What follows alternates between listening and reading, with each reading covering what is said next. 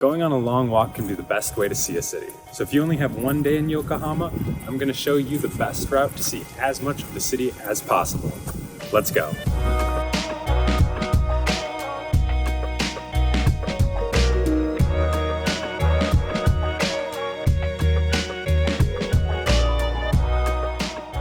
The walk starts at the Intercontinental Grand Hotel in the heart of the city.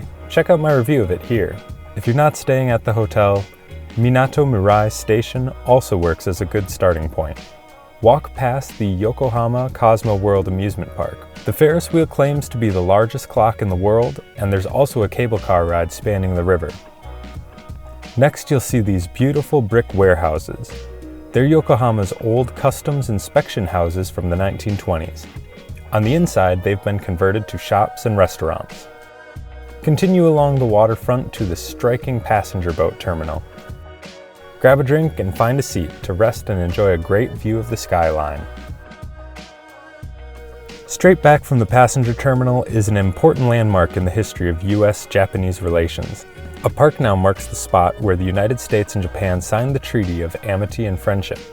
This is the one they taught us about in AP World History, began by Commodore Perry and his black ships. The treaty signed at this spot kicked off Japan's Western-style modernization that took place during the following decades. A few blocks down, you'll walk past the entrance to the country's largest Chinatown. If you need a quick bite, stop at one of the many food stands. Otherwise, we'll come back later once night falls and the lights come on.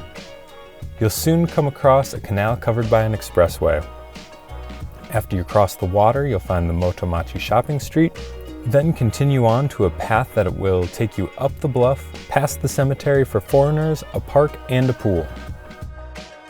Looking down at the city from above is an elegant neighborhood of old houses. This part of Yokohama was a major settlement for Americans and Europeans when Japan first began to open its borders.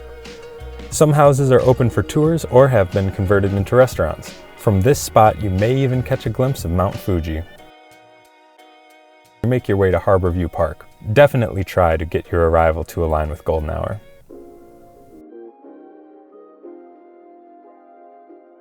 Once you've had your fill of the view, it's time to fill up on Chinese street food. Now that the lights are about to turn on, we'll explore Chinatown in more depth. Down the stairs, back across the canal, and past the Marine Tower, you'll find the largest Chinatown in Japan. The food is a major highlight, and you'll see stalls with lines snaking out into the street. There are plenty of sit-down places too. Don't miss the Quan Ti Miao Temple. It's stunningly ornate, and especially when bathed in the neighboring electric light. If there's any time left in your day, take a stroll to the World Porter Shopping Mall. There are 8 floors of food, shops, and arcades. Even if you aren't shopping, browsing the aisles is an experience itself. Fill up on sushi and crepes in the food court before stepping back out into the night. You're now right back where you started by the Intercontinental Grand or Motomachi station. If you want to tackle this route in a day, bring your walking shoes. The route I just mapped out for you is about 7 miles long. Thanks for watching. Be sure to subscribe for more travel tips and drop a comment if you have a suggestion for what to see or do in Yokohama.